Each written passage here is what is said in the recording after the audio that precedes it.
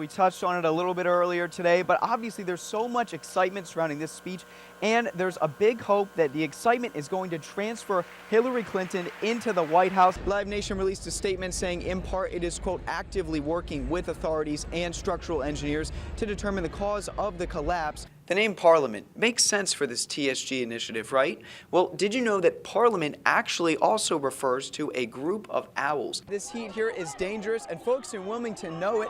They've been trying to stay cool all day, swimming here in Price's Pool. Political fests will be held at places all throughout the city of Philadelphia, like the National Constitution Center, even right here behind me at the Pennsylvania Convention Center. And for one flat ticket price, you can get to go to all 7 locations. Hillary Clinton's message to union members was simple: I will stand with you. While a drop in cigarette sales might be hurting local businesses, education is getting a much-needed boost. Reporting live now at Carlisle and Oxford Streets for Temple Update, I'm Taggart Houck. Philadelphia's cigarette tax is raising millions of dollars for schools, but smokers and businesses are the ones feeling the impact. Update's Taggart Houck is in the newsroom. Taggart, what are people saying about the tax 1 year later? Becca, when City Council introduced the tax, some smokers on campus began to worry about what it would mean for them. It started as an effort to help the schools, but the tax's effects are being felt throughout the city. For smokers around the city, doing this has gotten much more expensive. The city passed a bill in October 2014 adding $2.50 to the cost of a pack of cigarettes. But the tax has convinced many students to go outside city limits to save on cigarettes. Obviously, you can do just one trip and buy a carton or 2 or 3 and come back for the whole month.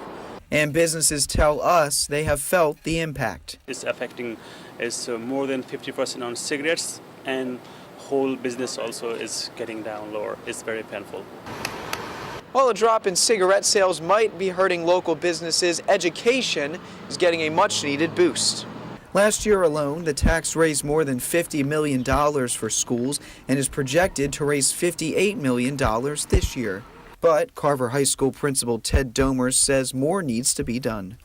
We can't provide kids the attention that they need. So there's just when resources become thin like this, then there's only so much time in the day and there's only so much space. City Councilman David O., who sponsored the tax, is now telling Temple Update it is, quote, successful to the extent it used money it needed to keep schools afloat for a while. But he says it's something putting out the fire of lack of funding, not stopping it.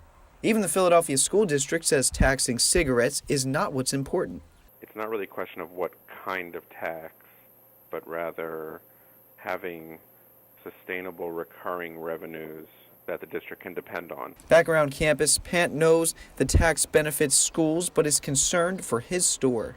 Because of the cigarettes, whole business is down also. We went to the city hall also, but they didn't listen nothing. Despite uncertainty from Pant, the tax will remain in place at least until 2019. Students I spoke with say they try to avoid buying cigarettes in Philadelphia, but they don't mind the tax. To some, it feels good to give to the schools, while to others, it's just one more incentive to quit. Phil and Becca, back to you.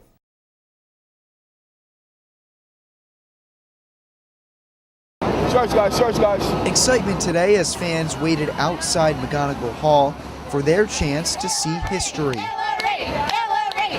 She broke the ceiling. There is no limit to what they can achieve as women in the United States. My idol, she's incredible. She has pushed so far for women, and she's such an inspiration for girls my age, and she never gives up. After hours in the sun, they found their way to cooler ground.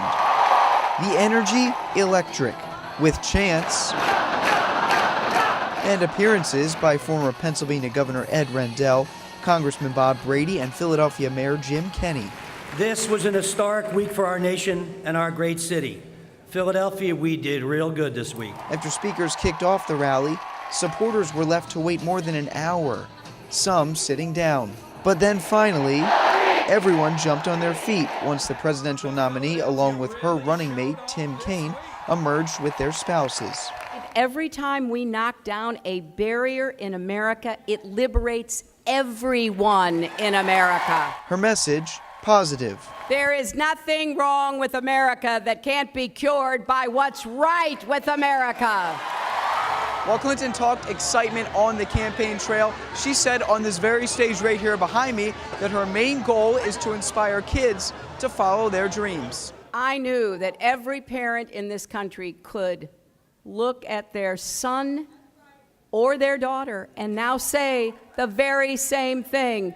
You too could be President of the United States. For now, the nominees will take their campaign to the road, making stops in Pennsylvania and Ohio this weekend, but it's a long road ahead, their eyes remaining set on the White House. Reporting for Temple Update, I'm Taggart Houck. We broke this story on Twitter just days ago. 4 months after being ousted as Temple University provost, Hai Long Dai is now suing former President Neil Theobald. I took a look at the recent lawsuit filings. Documents obtained by Temple Update show Dai filed suit September 21st, charging Theobald with libel, slander, and misrepresentation. It comes in wake of a messy exit from his post. Theobald dismissed Dai without publicly stating a reason earlier this summer. Update has learned the former Temple president received the writ of summons for the suit October 7th. A libel suit, a slander suit, is about someone's reputation. That's the focus of it. Gail Sproul specializes in First Amendment lawsuits. She tells us slander and libel lawsuits can be hard for the plaintiff to prove. The law is about proof. They have to demonstrate, again, the person who brings the lawsuit, the plaintiff has to prove that they've been damaged. Both are still employees at Temple, Theobald on a one-year sabbatical in the College of Education, and Dai teaching chemistry. Now, we reached out to both parties involved. We have not heard yet back from Dr. Theobald. I spoke to Dr. Dai earlier this week, and he says his attorney advised him not to comment on the suit at this time, but he's, quote, waiting for the truth to come out. As for the Board of Trustees, it says it would not be appropriate to comment at this time, as the university has not been named in the filing and no complaint has been filed yet.